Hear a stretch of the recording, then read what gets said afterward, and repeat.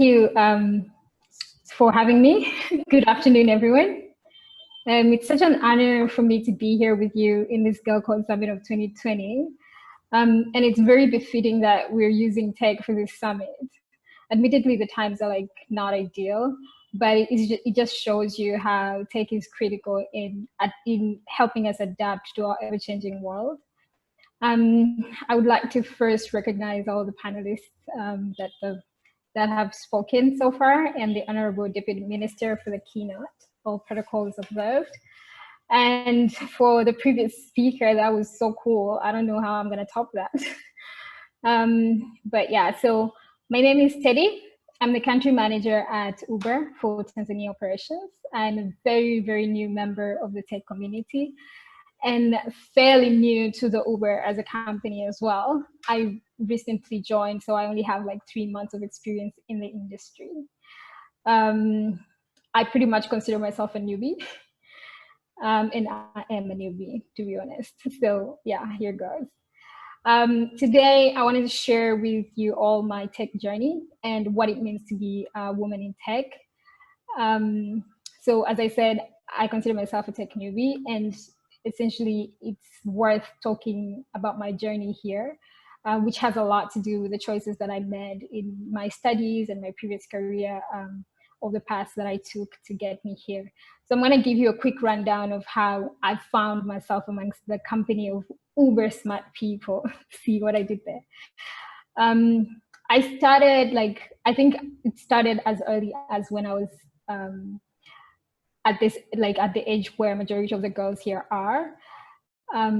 And I think I've always known I wanted to be in business, even when I was picking my academic career, my academic major in high school, in uni. My decision was really guided by my level of interest in the subjects, in the business subjects. I also like new things and challenges, so I was pretty active in seeking out areas where I can try new things and have an impact. And that meant I joined a lot of organizations, and even had to go at some point, I think I even tried to learn to code, but it didn't take. So yeah, so I saw myself back into the business career. And I started that career with PwC after I graduated. I was in audit and consulting. I got involved in a lot of assignments when I was there. Again, me trying new things. And so this saw me exposed to various industries, from manufacturing to logistics and even NGOs.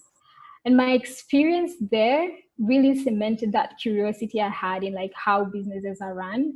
I got the theories in uni, but as a consultant and auditor, I really got a glimpse of how things do operate.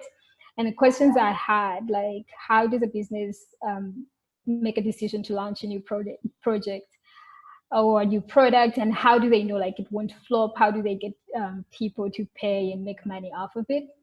The whole shebang. Started to get answers. So eventually I decided I wanted to be part of the action in making those decisions. So I moved to the industry because as an auditor, you want to do post-mortem work, and moving into the industry gives you that opportunity to really be in there and make those decisions.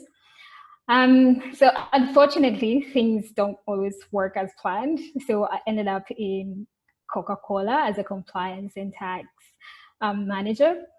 Because at that point, the company that I chose, which was Coke, only needed to fill that role the most. So I was like, you know what, I love a challenge, I'm gonna take the job.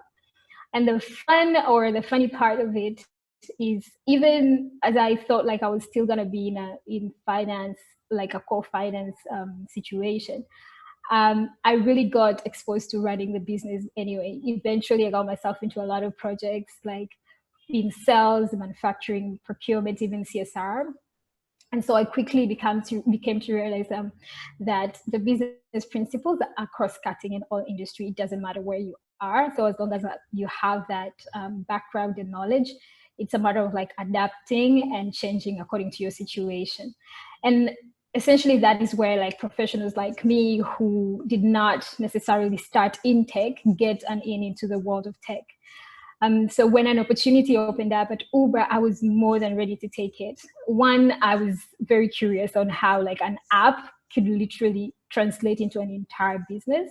And then two, I was just inspired to test my realization that, the principles that I've had are the same. And like one of the most, the most important things things that stood out for me about Uber when I was joining is that mission to ignite opportunities by setting the world in motion.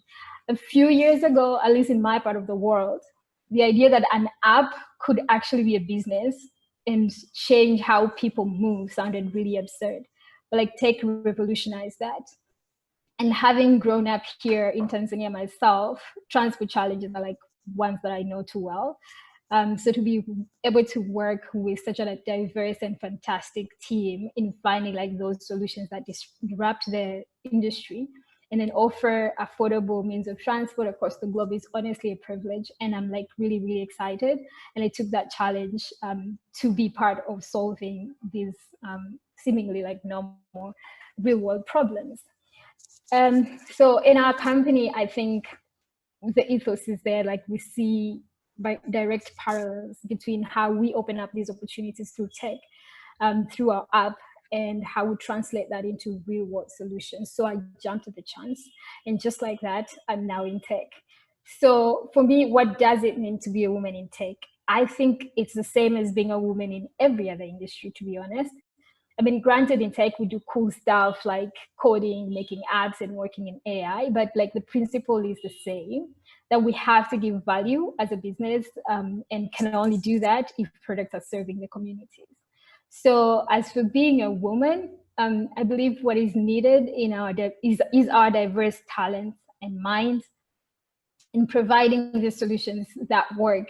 And as long as like you keep yourself open to learning new things and you follow your curiosity and are doing your part in getting the job done, you should have the same experience as as any human, for that matter, in tech. But then that is not to dismiss the fact that women have had their fair share of challenges and we continue to have them in our daily lives. And that is why it is very essential for like to be part of the organization that recognize that we have a responsibility to each other and towards a larger society of women. And essentially to build a world that not only understands like diversity and inclusion, but like actively celebrates it. So for me, being in this position means I have a hand on steering where that conversation goes. And in so doing, committing to like helping more and more women take up space, in the words of the Deputy Minister. If there's anything that you should leave with here today, please go with this. Like as a woman, you have all the rights to take up as many opportunities as you want. Being a woman is not a limitation. It's actually an opportunity to like explore all these other areas that you have. You just have to keep an open mind and follow your curiosity. After all, we are all human first, and then like we identify now in these gender norms that we have. But like in a lot of situations, especially at work, your mind is what matters. It doesn't really matter whether you're a woman or a man. So yeah, we should all like take that. Thanks again for giving me this opportunity.